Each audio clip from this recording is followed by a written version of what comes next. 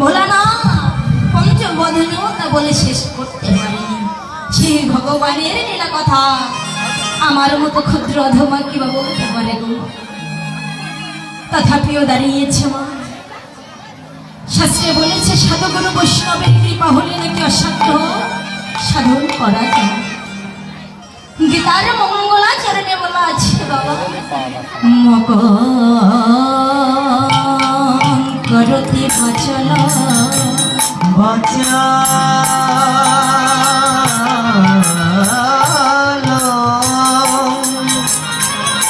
পঙ্গুং লঙ্ঘয়তে গিরিবং याति कृपातमहं वन्दे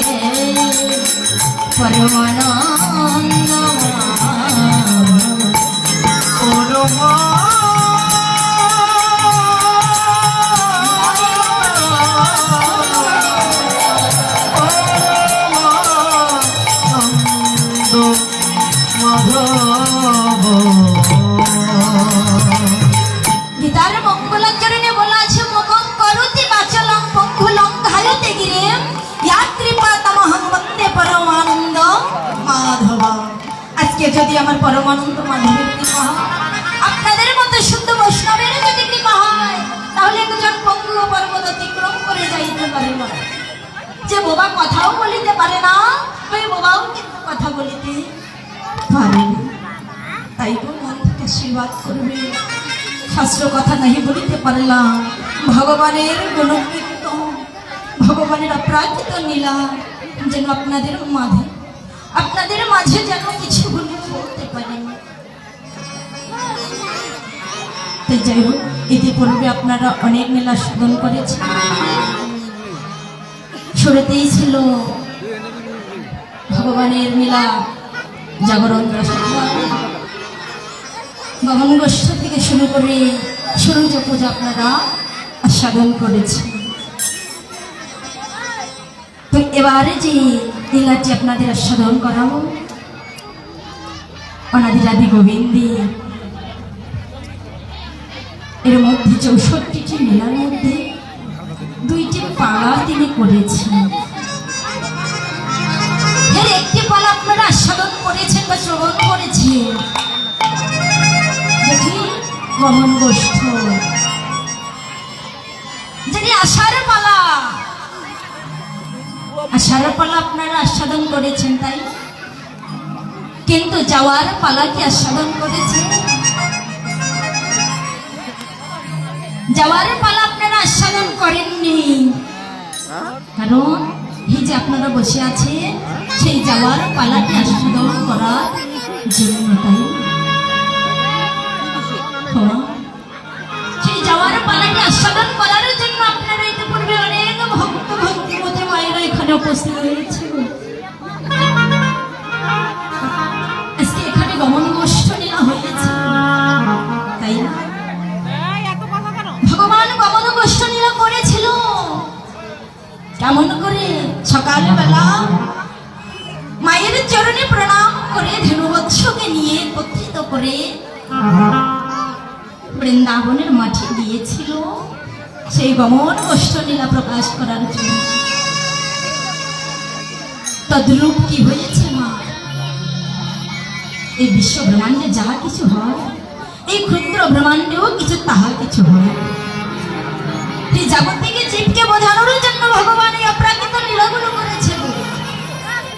ভগবান গমন গোষ্ঠ লীলাকে বুঝিয়ে দিয়েছে, জীব একেবারে লক্ষ্য করে দেখো, আমি যেভাবে গমন গোষ্ঠ লীলা করলাম, তোমাদেরও একদিন গমন গোষ্ঠ হয়েছিল। কে মা হয়নি? আপনাদের গমন গোষ্ঠ হয়নি? কোন দিন হয়েছে? যেই দিন মায়ের গর্ভে ছিলাম, মায়ের গর্ভে থেকে 10 মাস 10 দিন কত যন্ত্রণা সহ্য করে এই ধরা ধামে যেদিন আমরা আসলাম, সেই দিন আমাদেরও হলো গমন গোষ্ঠ। তাই ভগবান গমন গোষ্ঠ লীলার মধ্যে যে বৃন্দাবনের মাঝে ধনুবৎসকে খেলতে গগনে বেশি মেলা নেই। শ্রীরামকে বলছে ভাই গগনে আর বেশি মেলা নেই, আরে যে সময় নেই রে। কারণ সময় সময় গতিতে যায়, সময় তো কারোর জন্য অপেক্ষা করে না। তদ্রূপ ভগবান কি করলো, সমস্ত ধেনুবৎসকে একত্রিত করে আবার মায়ের কাছে ফিরল। সেটি হলো তার ফেরত কষ্ট। কিন্তু উত্তর কষ্ট কেন হলো? আমরা যেদিন এই ধরার মাঝে পড়লাম তখন হলো গমন কষ্ট। যেদিন এই দেহ থেকে প্রাণ পাখিটি চলে যাবে, এই দেহ থেকে যেদিন এই কৃষ্ণ বলা পাখিটি চলে যাবে, সেই দিন আমাদের হবে উত্তর কষ্ট। নিতাই গৌর প্রমাণ।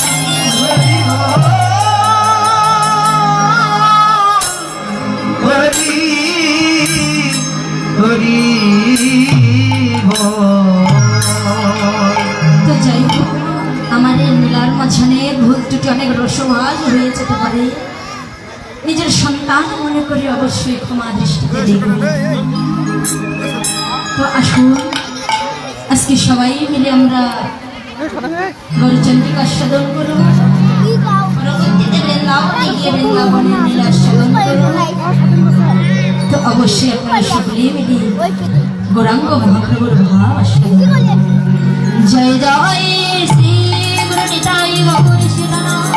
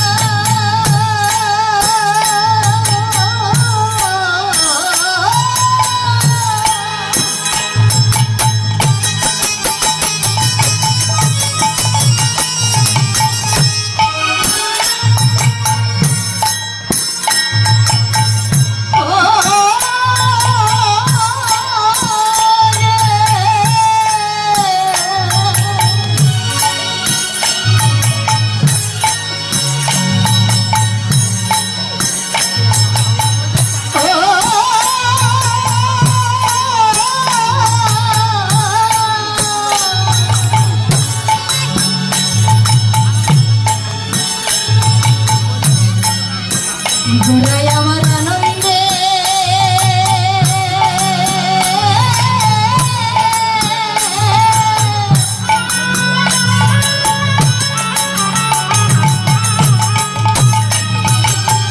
আনন্দে বিভোরে রে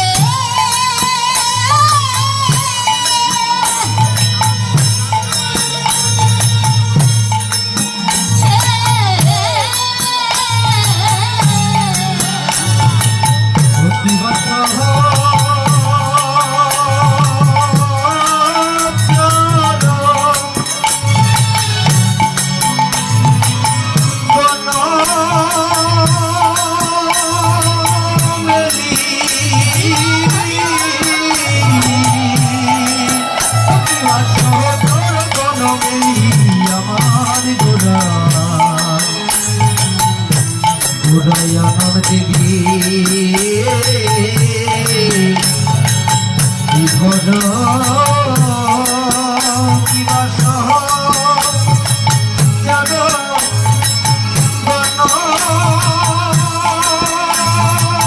বনমেলি কিবা সহ চল বনমেলি আমার গোরা গোরায় আনন্দে বিভোর যেন বিভোর হল রে হরিবল হরিবল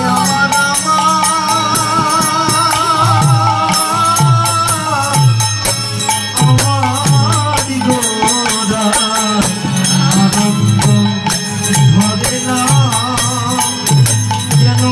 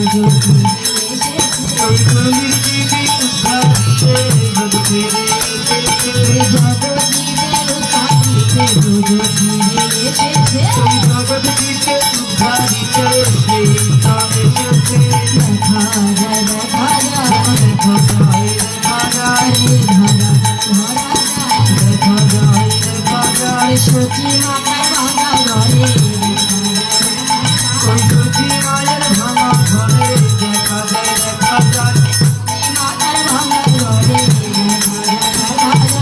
সচি মায়ের ভাঙা ঘরে দেখা যায় মাখামাখি দেহ রে মাখামাখি দেহ রে জানে না তো কে মাখামাখি দেহ সবাই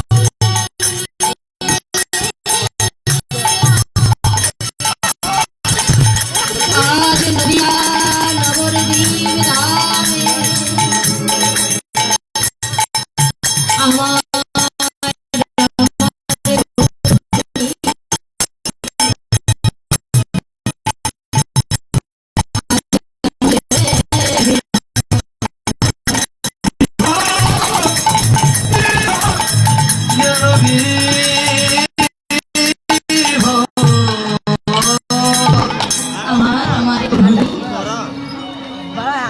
আজ সুরধ্বনি গঙ্গার তীরে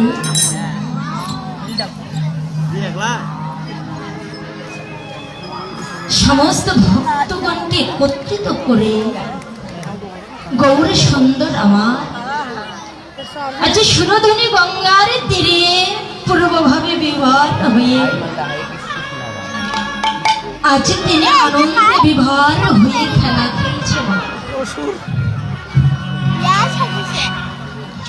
মা কথা বলবেন না গো, কারণ এটা কথা বলার জায়গা নয়। মা আজ আমার গৌর হরি কি করছে? আনন্দে বিভার হয়ে খেলা খেলছে। কোন খেলা খেলছে না বলতে পারেন আপনারা? কোন খেলায় আনন্দে বিভার হয়ে খেলছে? খেলা বিনোদ খেলা খেলছে। বিনোদ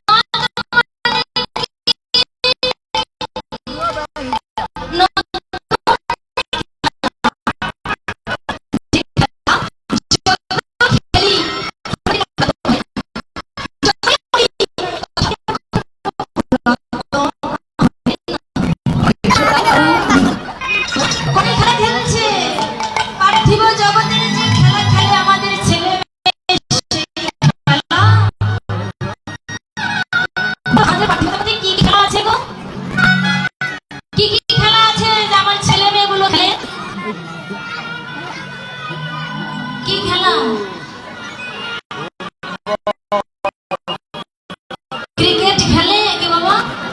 এগুলো এখন খেলে না বাবা, কারণ এখনকার যুগে যে খেলা রে বাপরে বাপ বলাও যায় না। মোবাইলের খেলা। হ্যাঁ, এখনকার ছেলে মেয়েগুলো কোন খেলা খেলে? এই যে মোবাইলের খেলা। হাডুডু খেলে, ক্রিকেট খেলে, ফুটবল খেলে। এই যে মোবাইলের খেলা। মা মোবাইল ছাড়া সন্তান বাঁচে না। তাহলে দেখো আজ আমার গৌর হরি কোন খেলা খেলছে? আমাদের ছেলে মেয়েগুলো যে খেলা খেলে সেই খেলা। আমার পদকর্তা পদ মহাজন কি বুঝাচ্ছে? খেলায় বিনোদ খেলা।